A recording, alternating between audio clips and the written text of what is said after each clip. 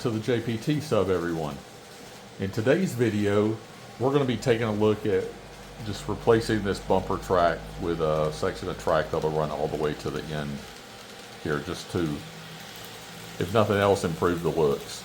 This is this bridge is right now is actually dead, has no power to it, so not really worried about this becoming a dead end now instead of the bumper track. So I think let's get started. The first thing we're going to do is pull this bumper track out. So I'm going to maybe move the camera around a little bit here and get some tools, and here we go.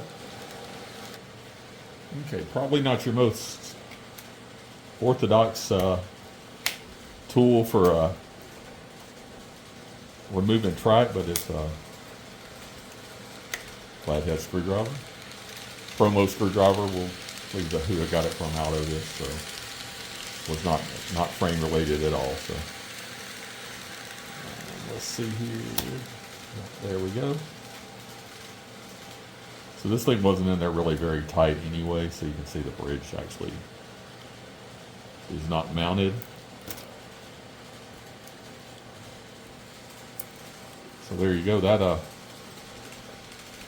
out. Obviously that part was like super hard. So next, what all I have to do is measure a section of track here, cut it. That's the part I'm the worst at, by the way, is cutting track, but we'll break out the trusty roto tool, and we have to break out a little piece of ballast here, so probably redo that piece as well. So let's go ahead and pull that off. All right, so next up is going to be doing some measuring and cutting the track.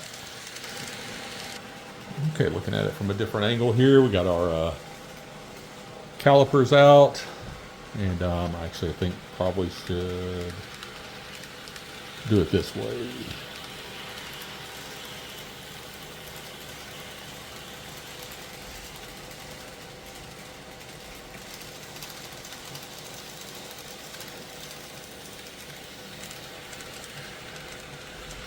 $72. Look at that. So, guess it works. Well,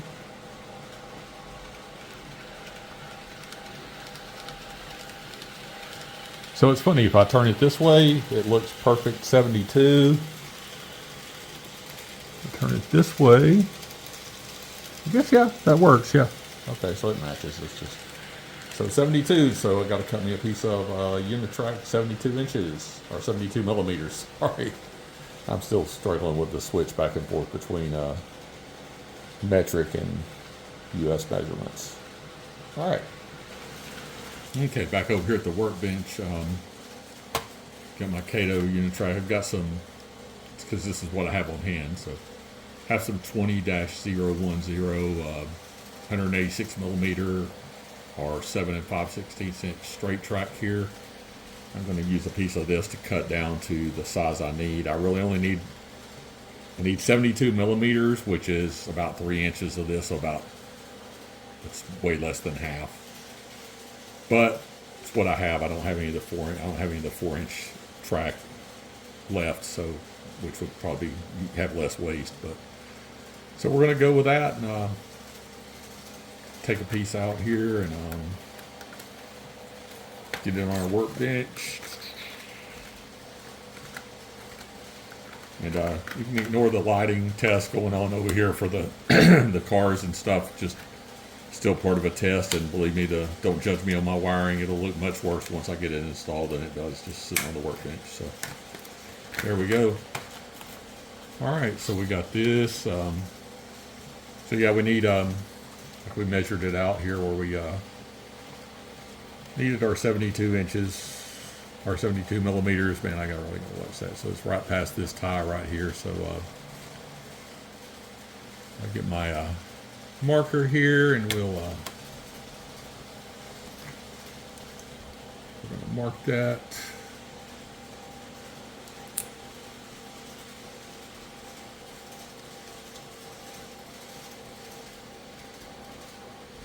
Right there. Last time I did this, I made a mess, so we're gonna make a mess again. So we've got our you guys might remember our extra cheap rotary tool I got back a couple of months back that I used for cutting this stuff out. So we're breaking that out. It's finally getting some use. So not finally, it's been used a few times, but it's getting used and was definitely worth what I spent on it for sure. So, or worth more than what I spent on it. Maybe I should say that. All right, so pause there while I get that out of the case and get ready. Okay, so we got our rotary tool out and got our cutoff disc on here. And one thing, everybody, always wear eye protection when you use these things. Very important to do. So, and I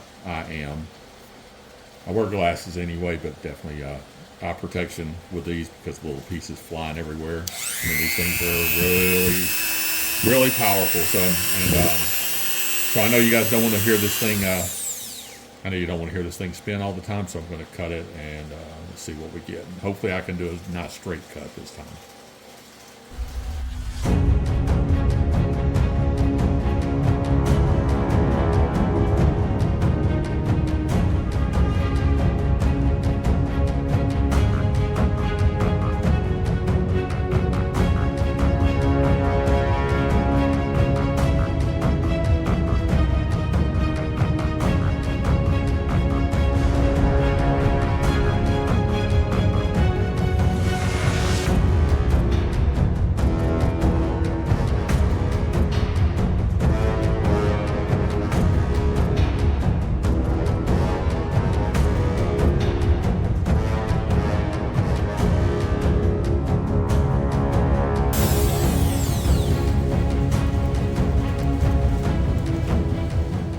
There we go. Looks like I got a pretty good cut out of that.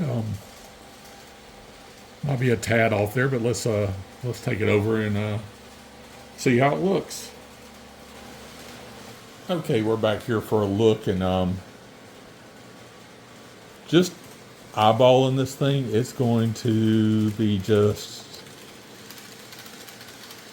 probably going to be just right. So I guess the next thing really before I do that is I've got to cut this little bit of ballast out of here.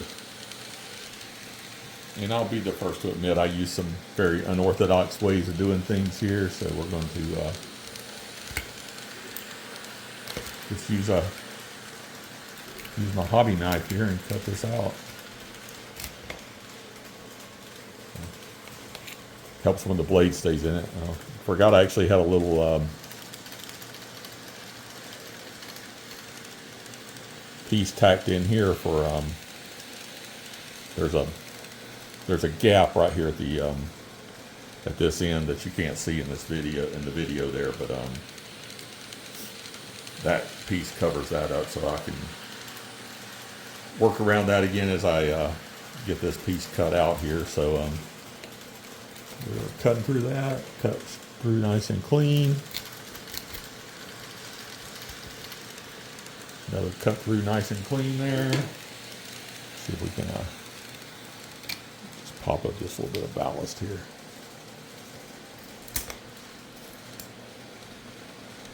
All right, there we go. So that I pulled that out and kind of vacuum up around that in a little bit. So we'll see here.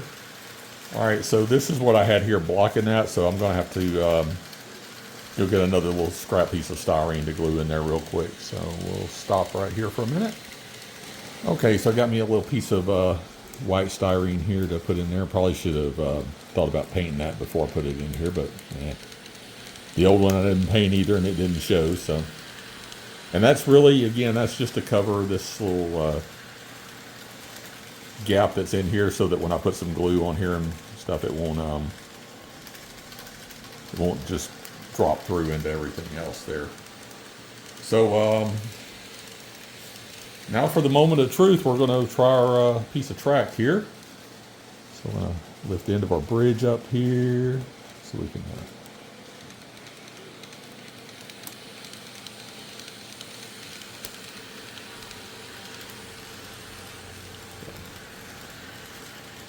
all right, So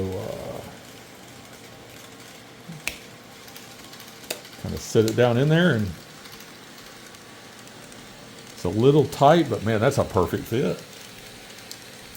And this side, it actually kind of bled up pretty good there. I could probably wet it a little bit and it'll soften the glue and let it just kind of set back in. Have to put some ballast in here, and definitely all down this side too. So that'll be our next task here, and I'm going to have to gather up some supplies and find my glue. I know where my ballast is. Get that going. And I actually see a little spot right here that I probably should touch up the scenery on while I'm at it. So, all right, that's next.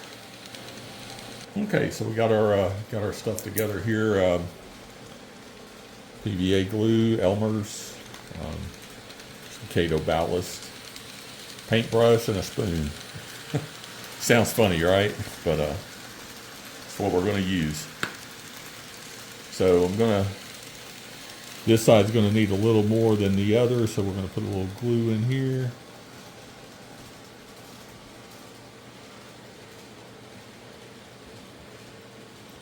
And the good thing about this stuff is it's easy to break up if I have to. Well, obviously you saw how easy the track came out on the first try. So, but the paintbrush I'm going to take and just put a little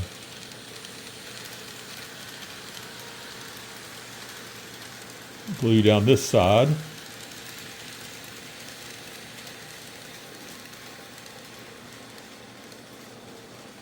So we don't get out of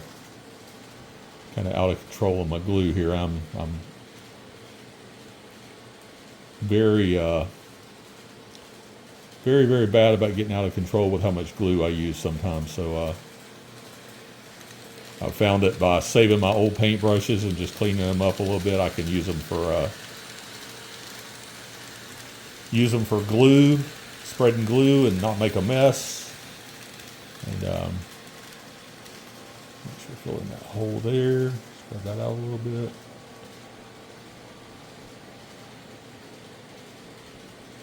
All right, that looks good. Then we're just going to get our Kato ballast here. And,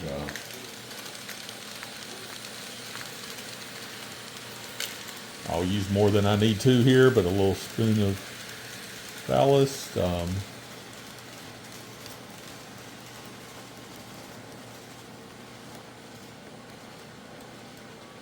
Don't need much because I'm just filling in that crack right there. A little more here.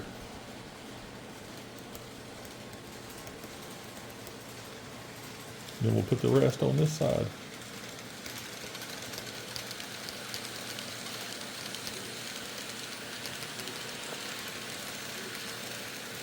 I usually feel okay if I use a little bit too much ballast here, because I'll put like a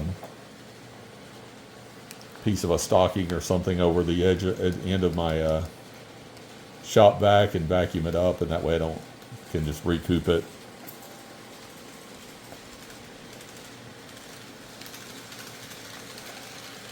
All right, there you go. It's like this. Now it's just figure out what that mess is right there.